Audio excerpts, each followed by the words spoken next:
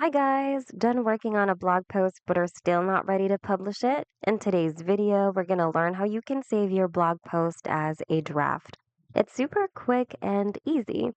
So here on the blog post editor, go to the three dot button on the top right. And from below, you'll see options. One of that is save as draft. So go ahead and click on it.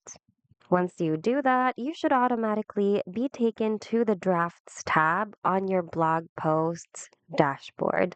And if in case you're ready to publish it in the future, simply click on this three button next to it and click Publish Post.